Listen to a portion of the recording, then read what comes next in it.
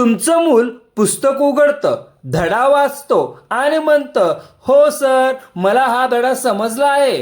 पण पुस्तक बंद केलं आणि विचारलं, तू आता काय शिकलास? तर उत्तर अडखळतं.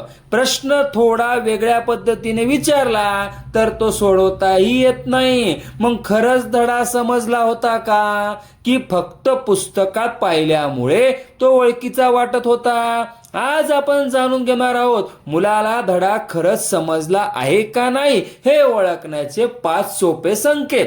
नंबर 1, पुस्तक पाहिल्यावर येतं पण बंद केल्यावर आठवत नाही. हा सर्वात पहिला संकेत.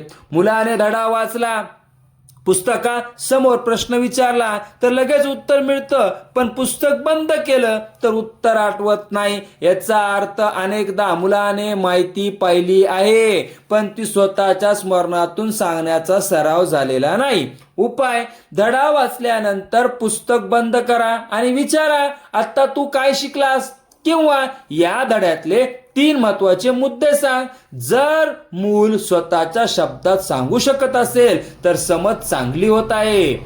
नंबर 2, उदाहरण बदललं की प्रश्न सुटत नाही. हा संकेत विशेषतः गणित आणि विज्ञानासाठी महत्वाचा आहे. पुस्तकात जसं उदाहरण दिलं आहे तसंच उदाहरण दिलं तर मुलं सोडवतात, पण आकडे बदलले, प्रश्नाची भाषा बदलली की परिस्थिती थोडी वेगळी होते, की मूल थांबतं. याचा अर्थ त्याने पद्धत लक्षात ठेवली आहे पण कन्सेप्ट कुठे वापरायचा हे पूर्णपणे समजलेलं नाही. उपाय: एकच कन्सेप्टवर वेगवेगळ्या प्रकारचे 2-3 प्रश्न द्या. मग विचारा, या प्रश्नात आपण ही पद्धत का वापरणार? फक्त उत्तर नाही, कारण समजणं महत्वाचं आहे. नंबर 3, स्वतःच्या शब्दात सांगता येत नाही. मुलाने धडा वाचला, पुस्तकातील उत्तरही सांगितलं, पण विचारलं, हे तुझ्या शब्दात सांग, तर ते पुन्हा पुस्तकातीलच वाक्य बोलतो. याचाच अर्थ माहिती लक्षात असू शकते पण ती स्वतःच्या भाषेत समजावून सांगण्याची क्षमता अजून विकसित होत नाही. उपाय: प्रत्येक धड्यानंतर मुलाला सांगा, समज की मी हा धडा पहिल्यांदाच शिकतोय, मला तुझ्या शब्दात समजावून सांग. मूल जेवढं स्पष्टपणे समजावून सांगेल तेवढी त्याची समज मजबूत होत जाते. नंबर 4, का विचारल्यावर उत्तर थांबतं. मुलाला एखादी गोष्ट माहीत असते पण तुम्ही विचारलं, असं का होतं, तर लगेच शांतता. कारण काही वेळ काय आहे हे माहीत असतं पण का आहे हे समजलेलं नसतं. उपाय: धड्यानंतर फक्त काय विचारू नका, सोबत का आणि कसं हे 2 प्रश्न नक्की विचारा. उदाहरणार्थ, हे काय होतं, हे असं कसं होतं. यामुळे मुलाची विचार करण्याची क्षमता वाढते. नंबर 5, शिकलेलं नवीन परिस्थितीत वापरता येत नाही. हा सर्वात महत्वाचा संकेत आहे. मुलाने कन्सेप्ट शिकला पण तो नवीन परिस्थितीत वापरता आला नाही तर समज असून पक्की होण्याची गरज आहे.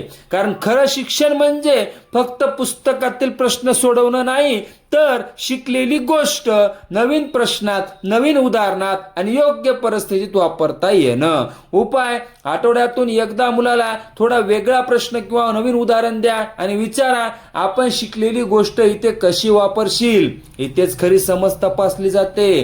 प्रिय पालकांनो आणि विद्यार्थ्यांनो, धडा वाचून ओळखीचं वाटणं म्हणजे तो समजला असं नाही. खरी समज तेव्हा दिसते जेव्हा मूल पुस्तक बंद करून सांगू शकतं, नवीन उदाहरण सोडू शकतं, स्वतःच्या शब्दात समजावू शकतं, का आणि कसं याचं उत्तर देऊ शकतं आणि शिकलेलं नवीन परिस्थितीत वापरू शकतं. लक्षात ठेवा, पुस्तक पाहून उत्तर देणं म्हणजे माहिती, पण पुस्तक बंद करून विचार करता येणं म्हणजे खरी समज. म्हणून आजपासून मुलाला फक्त धडा झाला का असं विचारू नका, त्याऐवजी विचारा, तुला हा धडा खरंच समजला आहे, तू मला कसं दाखवशील. तुमच्या मते मुलाला धडा समजला आहे का नाही हे तपासण्यासाठी सर्वात प्रभावी पद्धत कोणती? खालीलपैकी 1 ते 5 मला कमेंटमध्ये नक्की कळवा. हा व्हिडिओ प्रत्येक पालक आणि विद्यार्थ्यापर्यंत नक्की शेअर करा. अशाच फाउंडेशन लर्निंग, स्टुडंट डेव्हलपमेंट आणि स्टडी टिप्ससाठी सक्सेस फाउंडेशन अकॅडमीला फॉलो करा, सबस्क्राईब करा.